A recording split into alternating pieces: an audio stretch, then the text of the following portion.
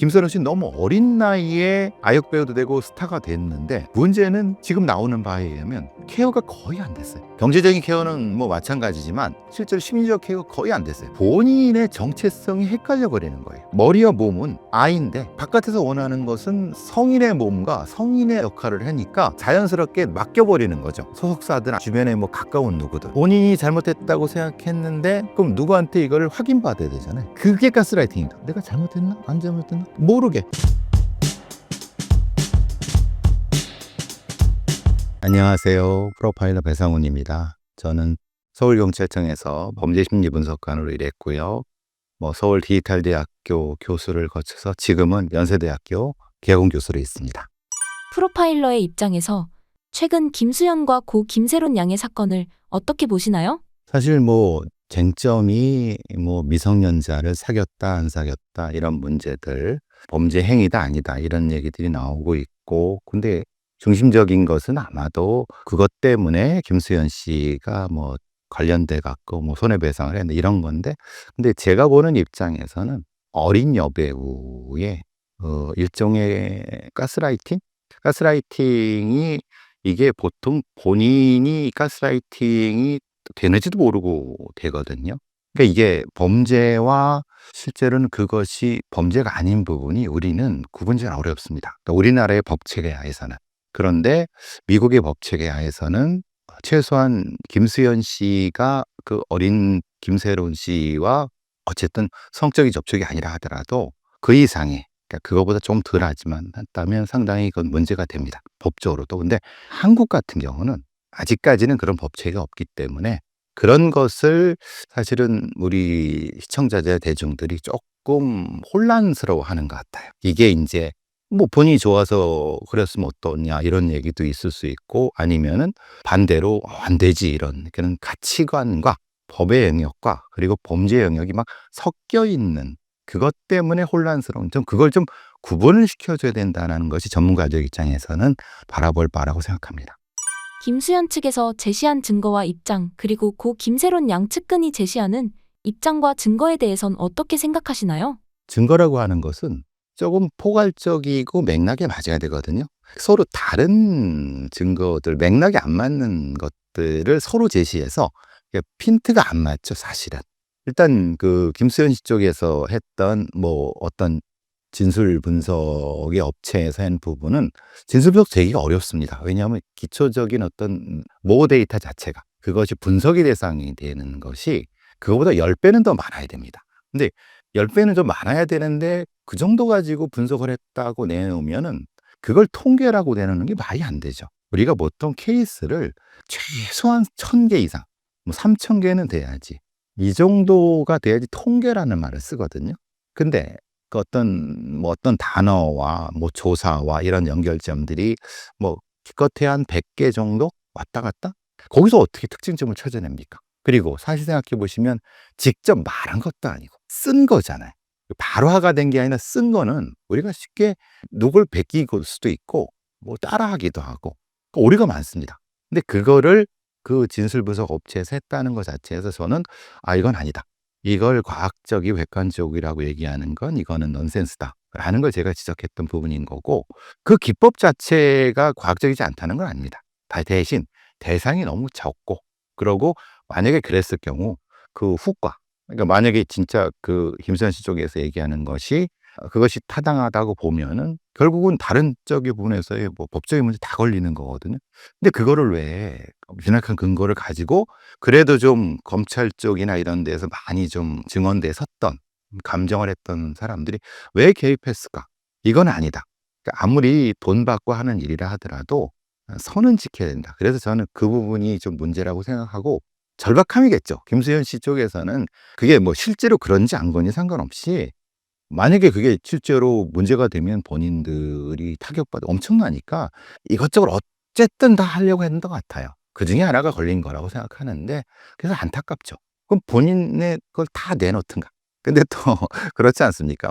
연예인이고 그러니까 충분히 이해합니다. 그러니까 그런 부분은 제가 관여할 바는 아니고. 그리고 그 김세론 씨 측이라고 하는 쪽도 사실 좀 안타까운 것은 하필 좀 사회적으로 욕을 먹는 그 유튜브 사이트에 거길 그쪽으로 해서 또 가족인지 뭐 이모인지 뭐 누군지는 모르겠지만 어쨌든 측이라고 하는 쪽이 사실은 그러면 김새론 씨에 대한 케어는 어떻게 된 거야?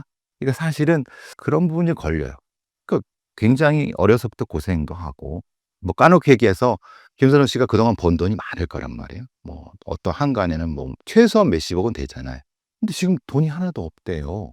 그럼 그건 누가 관리했어요? 그러니까 그런 문제들인 거죠. 그러니까 그때는 왜 그러고 지금은 왜 그러느냐. 그러니까 그거에 대한 설명을 먼저 하고 그러니까 이런 부분들이 좀 돼야 되는 부분이 있는데 뭐 그 사정이 있을 거라고 생각하지만 거기서 내놓는 증거라는 것도 사실 빈약하고 또 사실 팬트에 안 맞고 그러니까 계속 논란이 되는 거죠. 정확히 어느 쪽. 그러니까 하필 또 그 과거에 좀 안 좋은 욕을 먹었던 사람들을 통해서 또 계속 제시가 되는 거잖아요.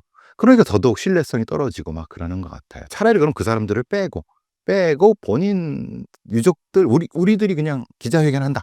이런 식이면은 저는 그렇지. 그러면 오히려 낫지 않을까요? 근데 그걸 같이 하니까 글쎄요.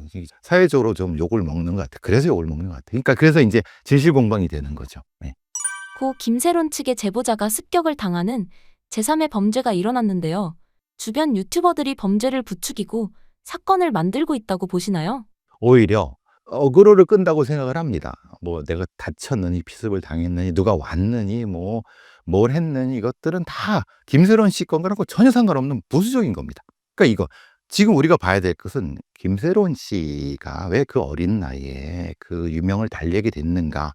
그것이 혹시라도 김수현 씨 쪽과 연관이 되어 있는가가 핵심인데 지금 나오는 얘기는 다 부수적인 얘기들이에요. 그거는 알아서 자기들끼리 알아서 혐의가 이러면 되거든요. 그럼 자기들끼리 뭐 형사하든 민사하든. 그러니까 이게 핵심을 벗어나는 것 같아요. 그러니까 저는 그것들이 거기 있는 증거들이 조작이 됐건 진실이건 저는 관심이 없습니다. 왜냐면 그거는 뭐 본인들이 알아서 하는 거고 그렇게 감당할 만한 성인들이고 또 그거 가지고 오랫동안 했던 사람들이기 때문에 그거는 다른 사람들이나 다른 언론에서 개입하는 건 의미가 없다고 봐요. 자, 근데 핵심은 김새론 씨의 그 육성이나 아니면 김새론 씨 관련된 것이 진짜 조작된 건지 그건 심각한 범죄거든요. 아니면 조작이 안 됐다고 하면 그거는 사실은 김수현 씨 쪽이 큰 책임을 져야 되는 거거든요. 그게 핵심이죠. 그죠?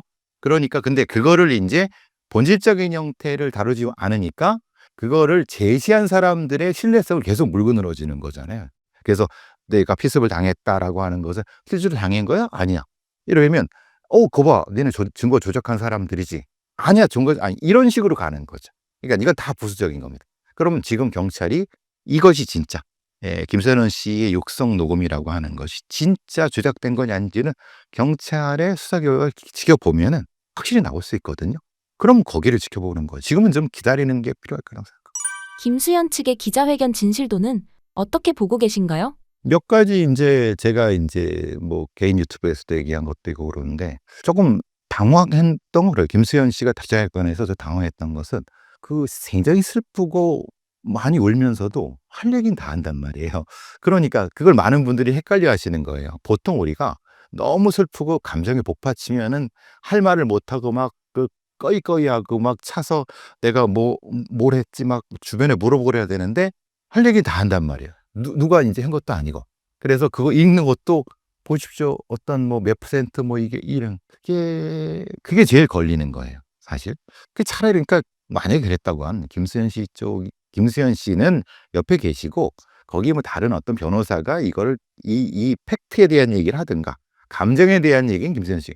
그게 막 해 버리니까 '좀 걸리는데?'라는 좀 일단 걸리는 데에 대한 뭐 진실 여부 그런 부분이 제일 걸리는 부분인 거고 또 하나는 아까 말씀드린 것처럼 분석 자체가 조금 분석할 수 없는 거예요. 분석해도 사실은 제대로 된 게 아니고 또 거기 보시는 것처럼 실제로 2016과 2018 년도와 2025 관련된 게 그 분석한 내용 중에서 헷갈리잖아요. 그죠?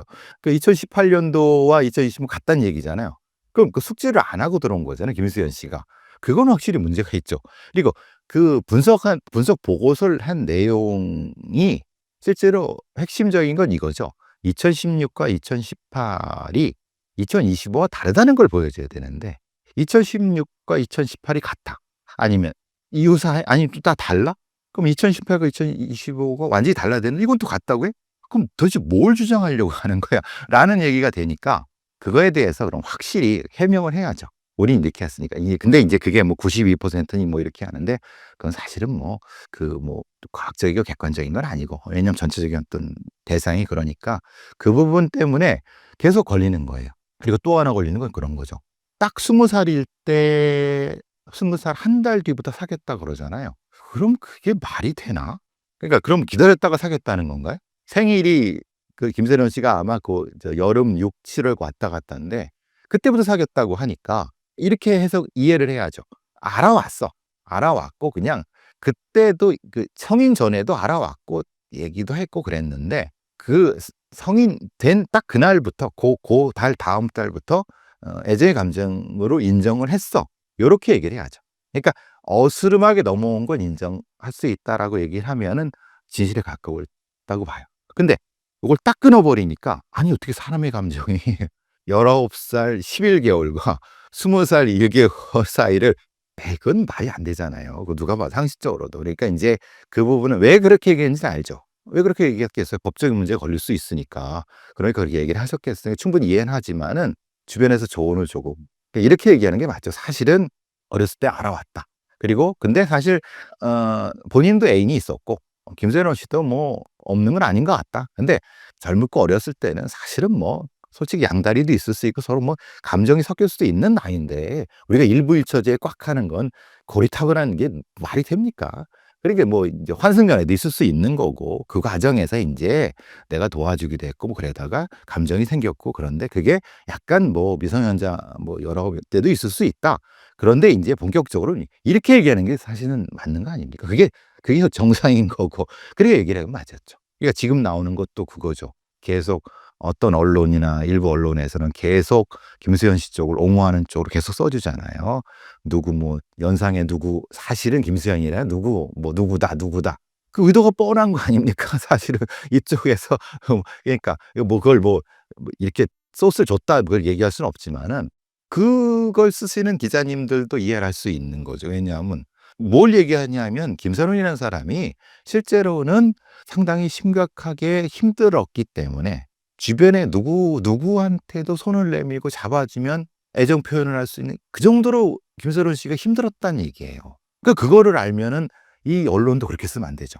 말하자면 그 힘든 때 부모라고 하는 가족들이 못 잡아주고 있는 상태니까 가장 가까운 아이돌 누구랑 감정을 소통했다. 그러다가 잠깐 멈칫했을 때는 김수영과 감정을 통했다. 이게 육체적 관계를 의미하는 게 아니라 이게 맞죠. 그러니까 이게 동시에 3명을 사귀었다 4명을 사귀었다 표현하는 건 이건 너무나도 악의적이고 자극적이죠. 그러니까 A 아닌 B다. 김수현이 아니면 김수현 아니다라고 그 몇몇 언론들이 얘기하는 건 이건 너무 악의적인 거예요. 그러니까 이 김수현만을 보호하기 위해서 김세현을 죽이는 거죠. 이건 이렇게 하면 안 되는 거지. 그건 명확한 것 같습니다. 이런 식으로 지금 얘기가 되는 것 같아요. 데이트 폭력에서 물리적 폭행과 가스라이팅 중 어떤 게 더 위험하고 요즘 사례가 많나요? 우리가 말하는 교제폭력 혹은 교제폭력 살인, 특히 교제폭력. 교제폭력 자체의 그 폭력은 관계성 폭력부터 시작해서 경제적 착취 다 포함하는 겁니다. 관계성 폭력이라는 것은 이런 거죠. 카톡 내가 보내면 바로 답해. 일이 빨리 없어져야 돼. 그리고 답장 빨리 해야 돼. 그리고 다른 사람하고 사귀지 마. 다른 사람하고 인사도 하면 안 돼.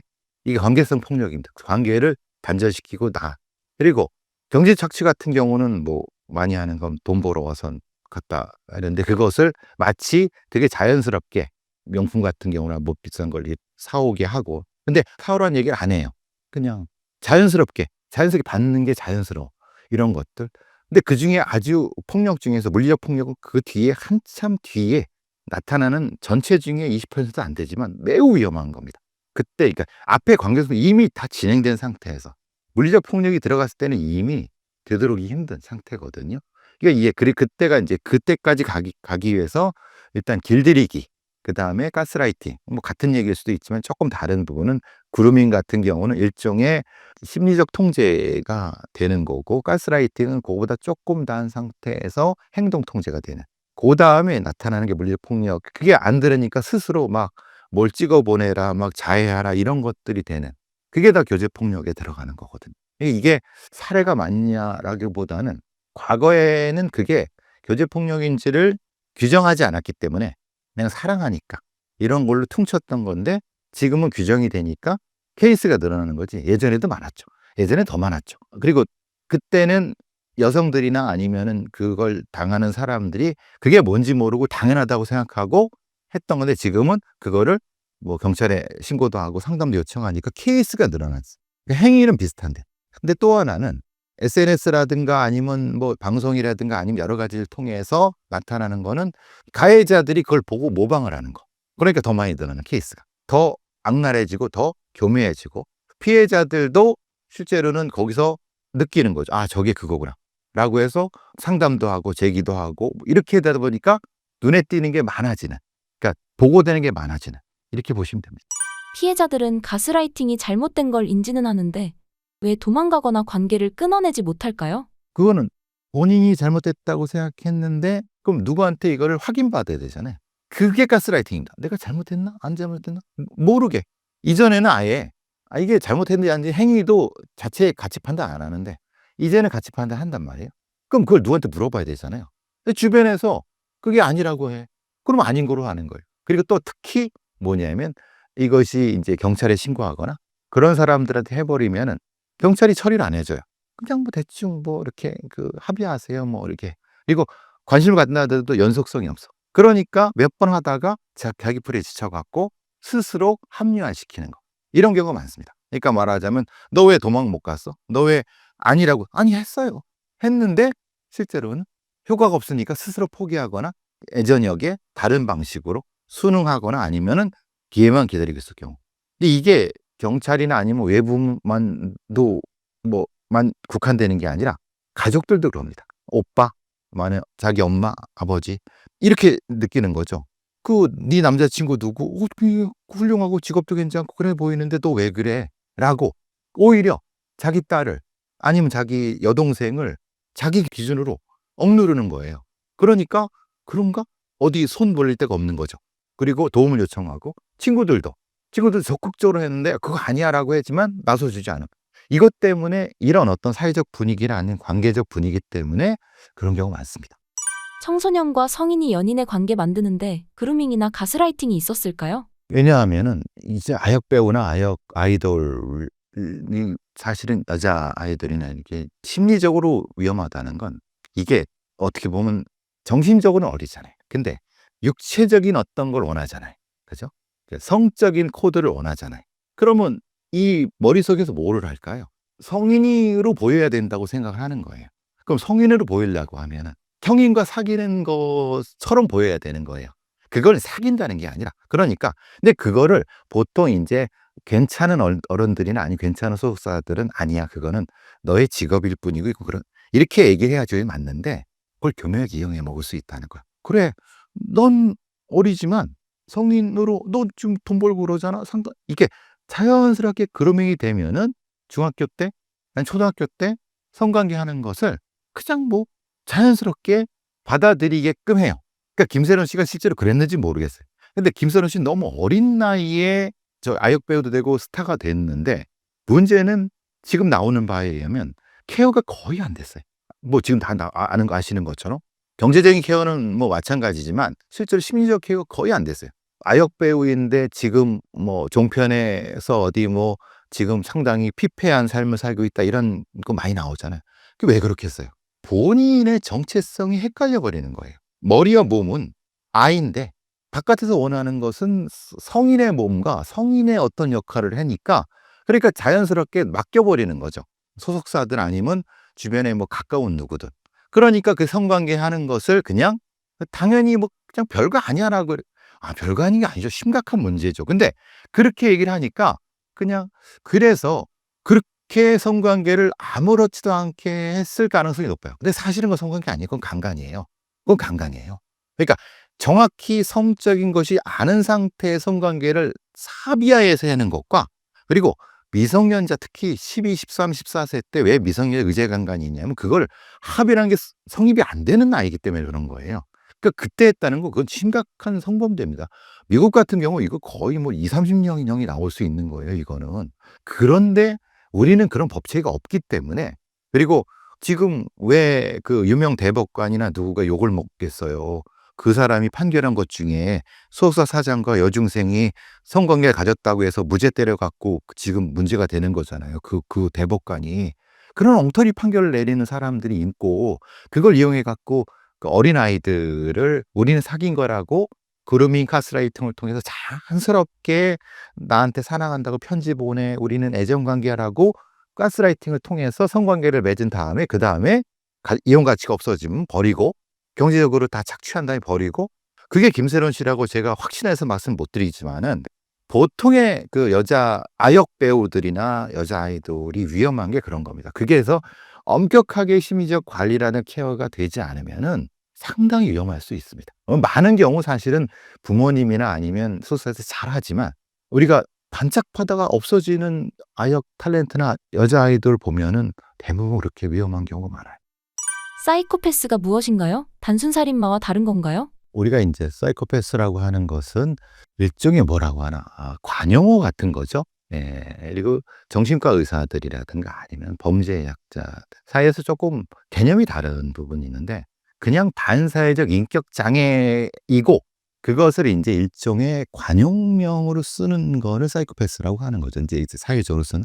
근데 인제 사이코패스 뭐 이렇게 얘기하는 부분이 있고, 근데 이게 쪼끔 역사적인 부분은 의사들이 보는 것과 범죄 다루는 사람이 보는 것이 사실 영역이 다른데, 그런데 조금 다른 사람과 다르게 심리적인 특성을 가진 사람들이 있다라는 것을 1930년 40년대에 알게 되면서, 이거를 인제 그 의사들도 요렇게 부르고 범죄하는 사람들을 이렇게 부르다가 이게 서로 일치가 된 부분이 있는 거예요.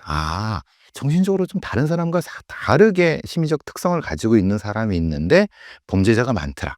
아주 강력한 범죄자가. 그래서 그게 사이코패스 뭐 이렇게 되면서 해서 그걸 관용명이 인제 학술 용어로 들어오게 되면서 이렇게 된 부분인 거고, 그러니까 정신병질자 뭐 이렇게 표현해도 되고, 반사회 인격 장애라고 하는데, 그럼 정신병질자라고 하면은 뭐가 문제가 되냐면 정신병이냐? 아닙니다. 그래서 사이코와 사이코패스를 또 나눕니다. 그러니까 사이코라고 하는 것은 정신병을 가진 사람, 그리고 사이코패스라고 하는 것은 그게 아니라 인격 장애, 그러니까 성격, 인격과 정신병은 다른 겁니다. 그러면 이제 논쟁이 됐던 게 이거죠. 명제화는 정신병이냐 아니냐, 이런 문제가 되거든요. 예를 들면, 그래서 의사들은 정신병을 가진 사람들과 범죄를 연결시키지 마라라고 계속 주장하는 거고, 근데 인제 연관성이 분명히 있는데, 그래서 상관성으로 이렇게 되는 부분이 있어서, 말하자면은 사이코패스라는 것을 딱 봤을 때 이런 겁니다. 사이코패스가 모두 나쁜 사람이냐? 아닙니다. 우리가 인제 오해하는 건 이런 거죠. 사이코패스 이꼴 악한 사람 아닙니다. 그러니까 말하자면 선악과는 다른 겁니다. 그러니까 반사회적인 성격의 장애가 있다는 겁니다. 우리가 반사회적이라고 해서 모두 범죄자냐? 아닙니다. 반사회적이라고 해서 모두 잔혹하냐? 그렇지 않습니다. 그러니까 말하자면 반사회적 인격 장애를 가지고 있는 사람이 여러 있을 수 있습니다. 그중에 인제 말하자면 에디슨 같은 사람이라든가 뭐 아인슈타인 같은 사람, 이런 사람 반사회적인 성격 장애가 있는 겁니다. 그런데 그 사람들이 사이코패스에 들어갈 수 있냐? 들어갈 수가 있죠. 그런데 그렇게 안 부르는 거예요. 왜냐하면 어감이 다르죠. 그거 어떻게 그런 유명한 사람을 부르겠습니다. 그런데 그 사람들을 주변에서 굉장히 불편하고 부담스럽고 아주 짜증났을 겁니다. 왜냐하면 그 사람의 행동이라든가 심리 상태는 다른 사람과 어울리기가 힘들어요. 그리고 그 사람들은 이게 뭐라 하냐면 좀 법규 규범을 잘 안 지키려고 해요. 자기 중심성이 강하고. 그런데 법규 규범을 안 지킨다고 해서 모두 나쁜 사람이냐?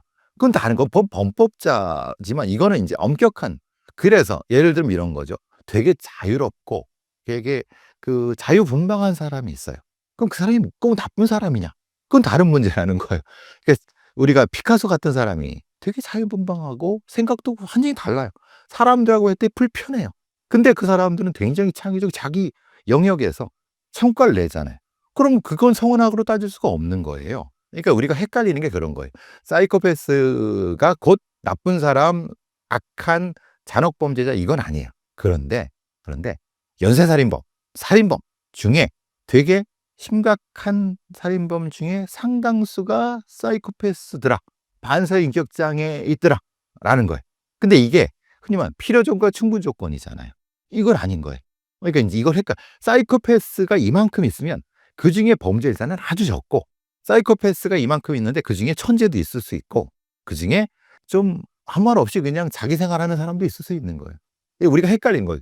그거를 헷갈리는 이유는 뭐냐면, 그걸 언론이나 아니면 일부 인제 범죄 심리학을 한다고 하는 사람들이, 이런 사람들이 교묘하게 이용해 먹거나 아니면 그거를 통해서 뭔가 그걸 약간 좀 뭐 이렇게 좀 그렇게 좀 잘 보이려고 하는 것 때문에 그런 겁니다. 그래서 인제 무슨 얘기가 나오냐면, 어떤 사건이 터졌을 때 "그게 사패요?" 라고 아니, 그러니까 바로 묻는 거예요. 왜냐? 다른 기준이 없어요. 아니 근데 사실은 프로파일러들이나 아니면 실제로 범죄 심리를 다 공부한 사람들은 사이코패스냐 아니를 묻질 않습니다. 잔혹도를 물어요. 범죄의 잔혹도가 얼마나 돼? 재범 가능성이 있는 거야? 이런 걸 묻는 거지. 성적인 형태의 좀 일탈 행위가 있었어, 이렇게 묻는 거지. 사페 점수하고 범죄하고는 다른 겁니다. 다만 근데 우리가 충격적인 형태의 연쇄살인범이라든가 이런 연쇄강간범들을 언론이나 아니면 사건을 많이 봤잖아요. 그죠? 뭐 신림동 사건도 그렇고 뭐 유영철 뭐 강호지 다 봤잖아요. 그러니까 그게 연상이 되는 거예요. 그러니까 먼저 튀어나오는 게 "사페 맞아?" 라고 들어온 거예요. 근데 그러니까 이걸 등지시키면 안 되는 거죠. 살인마인데 사이코패스인 사람의 특징은 뭐가 있을까요? 보통 인제 그 사이코패스의 특징이라고 하는 것부터 얘기를 해야죠. 냉담하고, 그러니까 이 냉담하다는 게 감정이 없는, 그러니까 감정과 떨어지려고 하는, 그리고 반사회성. 이게 반사회성은 크게 두 가지 세 가지 나눠질 수 있죠. 다른 사람과 어울리기 싫어하거나, 그리고 또 인제 일탈행위가 잦고 그렇게 규칙을 불편해하는 사람들. 요런 것 특징들을 가지고 있습니다. 그러니까 그걸 다 합치면은 좀 이상한 사람이죠, 생각해 보시면. 예. 근데 그렇게 생각하면 그거 조합하면은 '어떤 살인범이다 그거네.' 이렇게 되는 거예요. 연쇄살인범 당연히 혼자 있고 법을 자주 어기고, 그리고 뭐 주변에서 뭐 사람 죽어나가도 냉담하고, 그리고 사람을 죽이는데 별로 없고 감정이 동요가 없고, 그러니까 당연히 그래 되는 거거든요. 그러니까 사이코패스와 연쇄살인범을 동일시하는 게 그런 이유 때문에 그런 거죠.